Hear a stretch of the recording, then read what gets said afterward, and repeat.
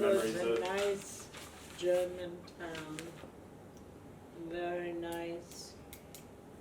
What kind of stuff? You said you were on a farm. What kind of stuff did you have on your farm? Oh, we had everything, what What- you can think of. What did you guys grow there? We grew potatoes, hemp, corn, wheat, what else? Poppy seeds. Poppy seeds. And what did you do with these? Did you have a market? Was it self-sustaining? Well, we only bought the sugar. We were self-sustaining. We had 4 to 6 pigs we fed to kill and used the meat. It was all And we used to smoked. Plant sugar beets too, right? Sugar beets Sugar beets, too, that's yeah. what we traded in for sugar. And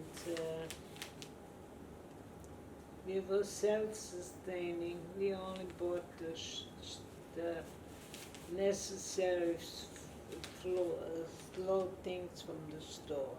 Was this in town, or did you have to travel to No, do this? it's my uncle had a corner store. We had What was it called? 2, I don't know what it was It's just a called. little grocery store he had there. And Well, 2 grocery stores in town, and my uncle had one. So How long had your family lived on this farm? my grandfather came, my great-grandfather came in 1820 or 30 to the town. Our town was very young, and my great-grandfather lived there, and my grandfather, and the 3 generations were there already, Do you remember where they came from before that, or? from Hungary. Okay.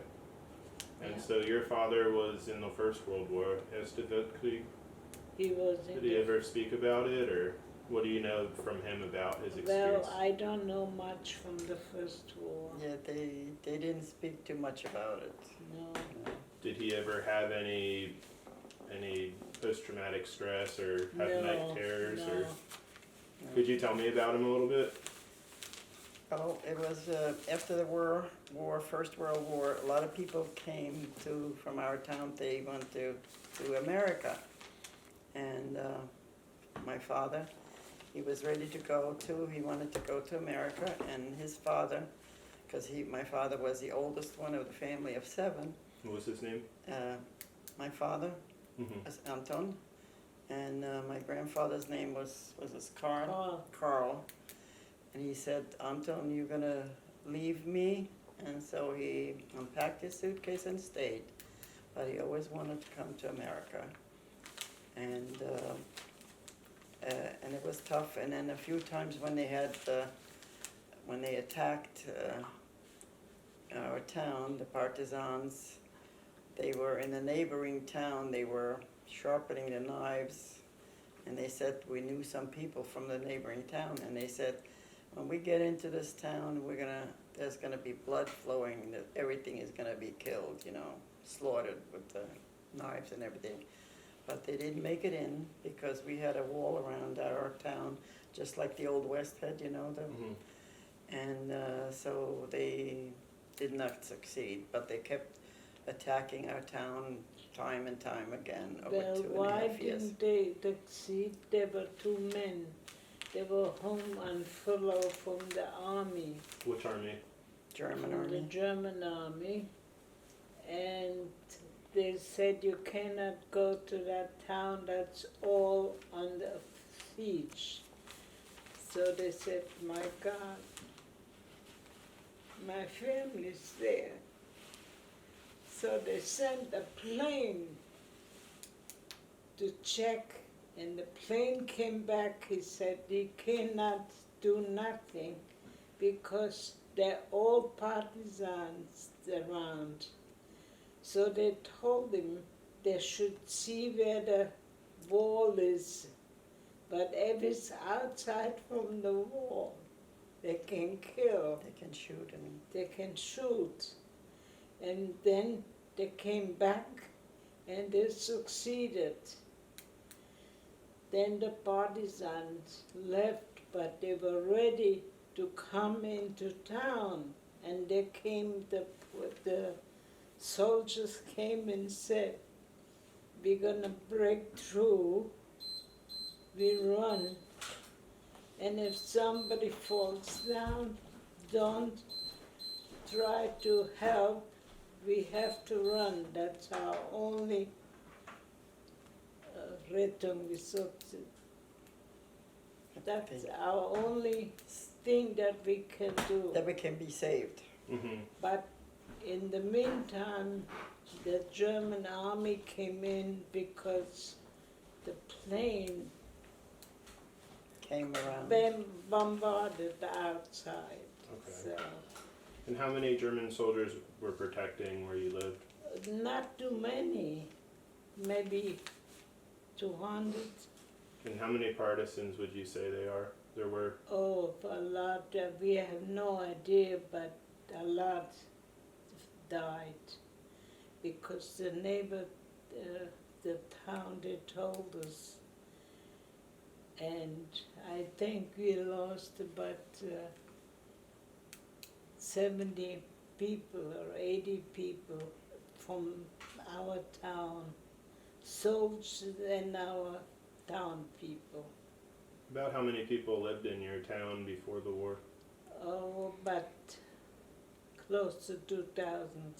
Well, there was about 300 families. Okay. But 2,000 people, Yeah, well- close to 2,000 people we had.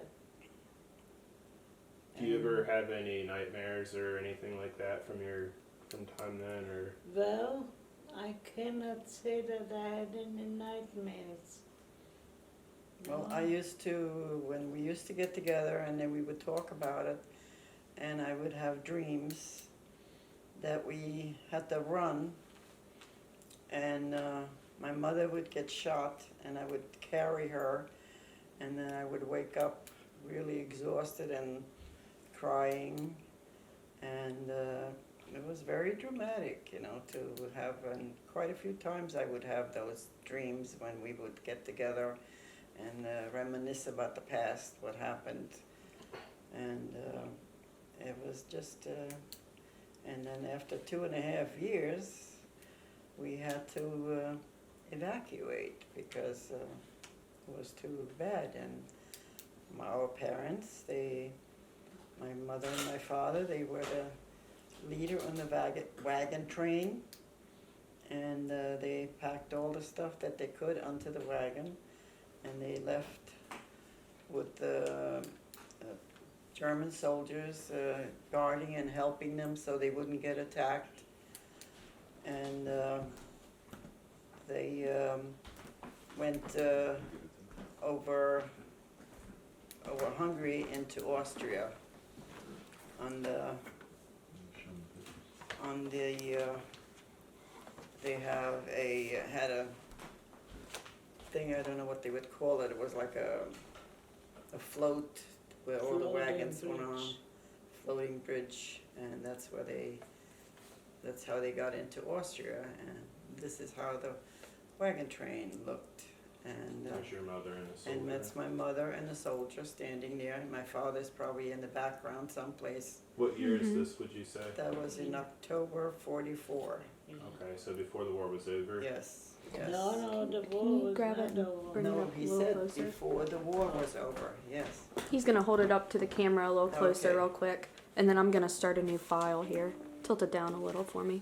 Pull it out. It's too close. Right there. Stay. Just to get a look at the picture, okay?